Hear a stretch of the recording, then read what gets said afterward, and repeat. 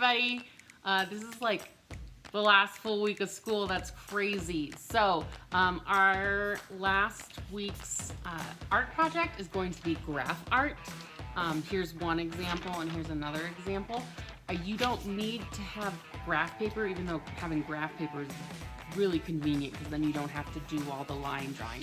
You can also have just normal notebook paper, or you can just have a blank paper. I teach you how to make the paper regardless of what you have. So let's go ahead and get started and let's get creative. So again, if you have graph paper, just go ahead and skip this step. If you have just blank paper, this is how you go ahead and do it. Now, I'm doing it every centimeter. You guys can do it every half an inch. You can do it every inch.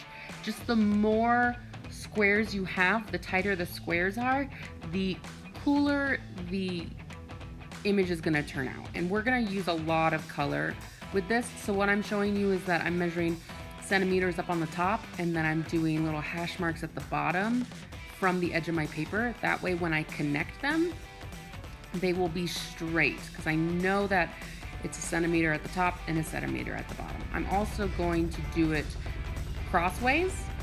So if I do a centimeter vertical and a centimeter distance horizontal, then I get a centimeter squared unit.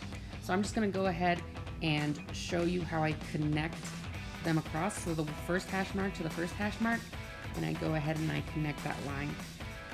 Ultimately, that should be straight, and I can do it on the other direction as well.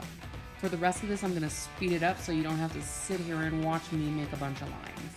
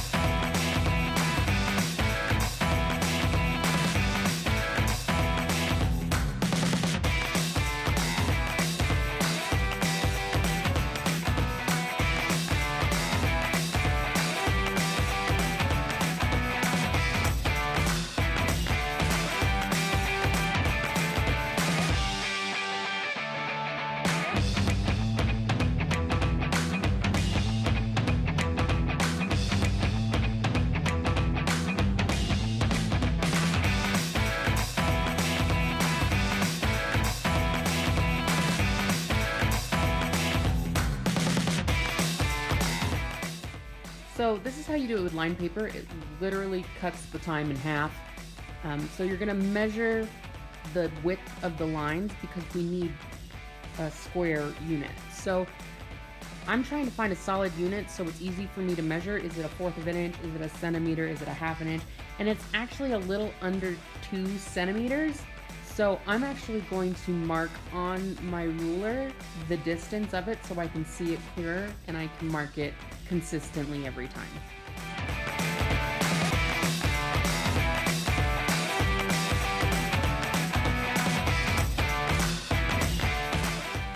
After I've marked my measurement, the lines are already horizontal, so I'm just going to mark them vertically. Again, I'm going to mark the top of my paper and the bottom of my paper so that I can line them up nicely. I'm also measuring it to the part of the paper that rips off, not to the coils. It's just easier that way, and that way if you do rip it out, it still looks like a really good graph paper art.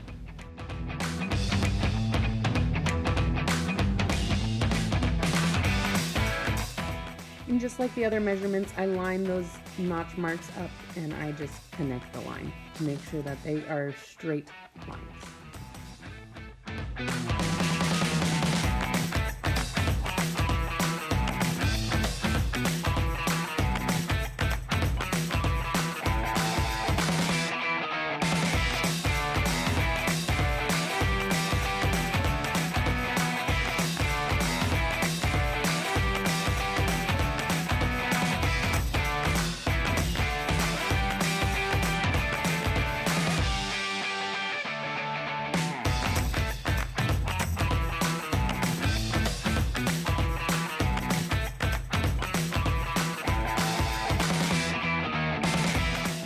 So you can see the size difference between a centimeter and the college ruled paper.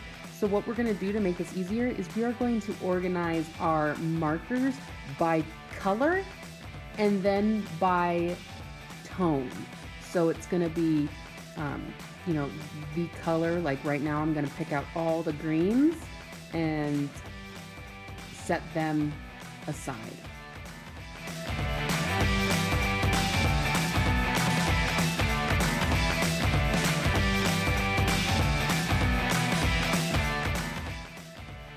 So they're to the side. I'm not going to worry about putting them in tones now. So now I'm going to pick out all my yellows.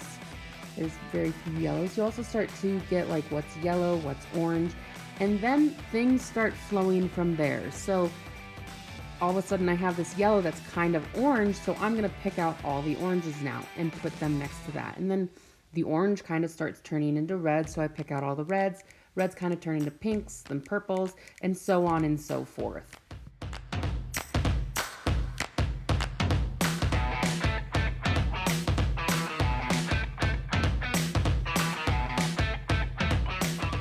I'm going to speed it up for you, but what I'm doing is I'm putting them from darkest to lightest in what I can visually see.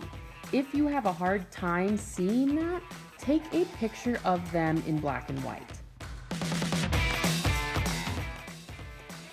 So I'm going to focus on the blue and green areas for a second, and I'm going to go ahead and turn them gray.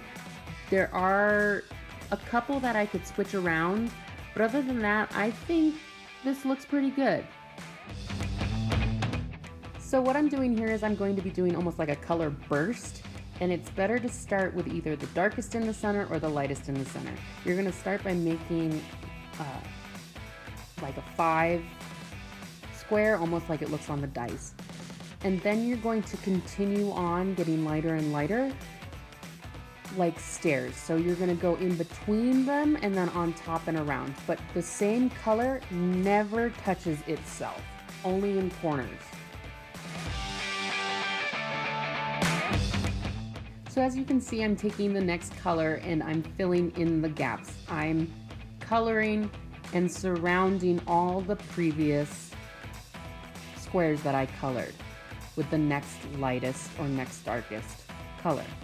Remember, no of the same color touches itself except in the corners. The middle of these bursts are actually probably the most difficult because you're just trying to form a square.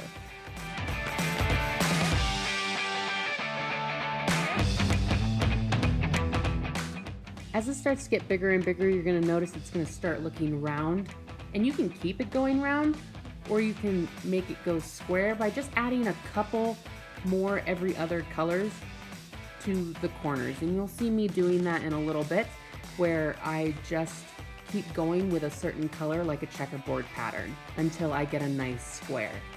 Also, this is like pixel art. You do not have to do these color bursts. You don't have to worry about tone and shade in this. You can go ahead and make whatever you want.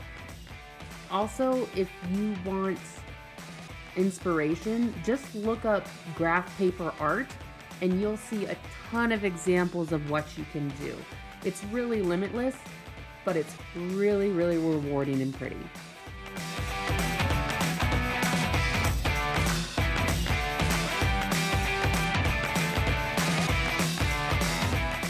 This is actually where I'm going to go ahead and I square it off, and like what I was saying is I'm doing a checkerboard pattern, so every other one, so the same color is not touching itself, but I'm going till I reach a square block of color, and then I will fill in those pieces with the next color or the previous color I used.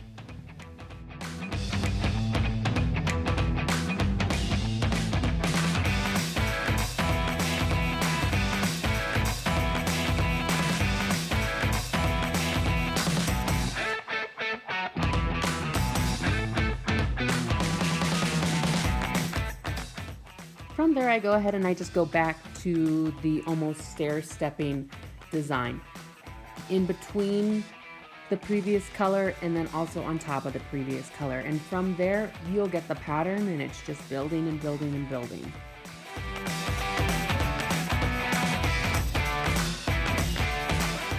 pretty happy with the size of that so far, so I'm starting a new one, and I'm starting, instead of the darkest, I'm starting with the lightest and going darker.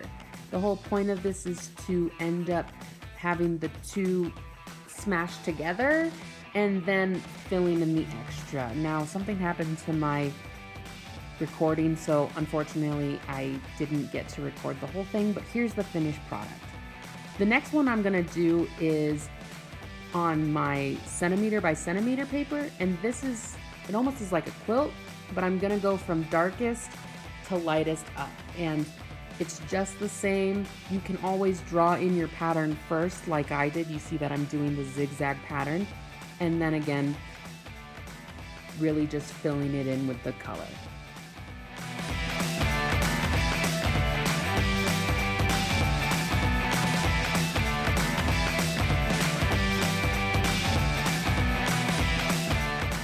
A little side note, I said that the smaller the squares, the better it turns out. It does, but it's also more time consuming. You guys have fun with this, really explore. Again, look up graph paper art, and see ya later.